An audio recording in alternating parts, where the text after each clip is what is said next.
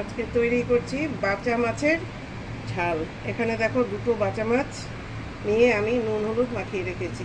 এখানে একটা টমেটো মাঝারি সাইজের পেস্ট করে নিয়েছি, আর এখানে 3 চামচ কালো শস্য বাটা আছে। চলো ইজিভাবে দেখাচ্ছি। আমি ফ্রাইং প্যান বসিয়ে রেখেছি, সর্ষের তেল আমি 2 চামচ দিয়ে রেখেছি। এই দেখো গরম হয়ে গেছে। এবার আমি বাটা মাছ দুটো দিয়ে দিচ্ছি।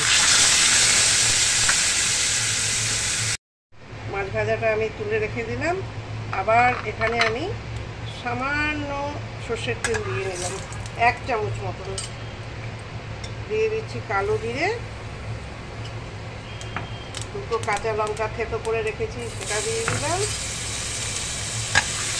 এটাতে পেঁয়াজ পড়বে না। দিয়ে দিলাম টমেটো পেস্ট,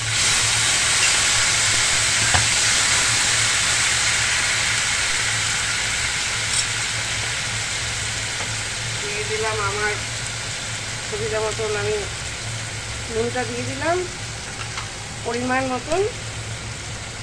এবার দিয়ে দিলাম বাটা হলুদ, দিয়ে ভালো করে নেড়ে চেড়ে নিচ্ছি। এবার দেখো টমেটো আর কাঁচা লঙ্কা আমি 2-3 মিনিট ভালো করে নেড়ে চেড়ে নিলাম। এবার সর্ষে বাটাটা দিয়ে দিলাম।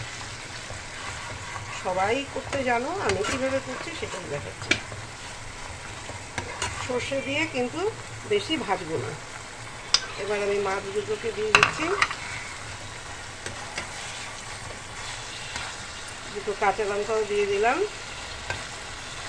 চেরা কাঁচা লঙ্কা।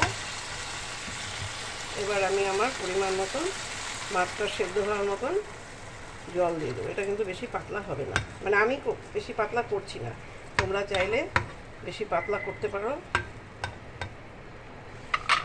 কেমন লাগলো কমেন্ট করে জানিও। আর সামান্য 2-4 দানা চিনি দিয়ে দিলাম, কারণ টমেটো আছে। কেমন লাগলো কমেন্ট করে আমাকে জানিও। সবাই খুব ভালো থেকো, সুস্থ থেকো, সাথে থাকো, দেখতে থাকো। তৈরি হয়ে গেল বাটা মাছের ঝাল। আমি একটু শুকনো শুকনোই করলাম, তোমরা চাইলে একটু ঝোল করতে পারো। তেলও ছেড়ে দিয়েছে।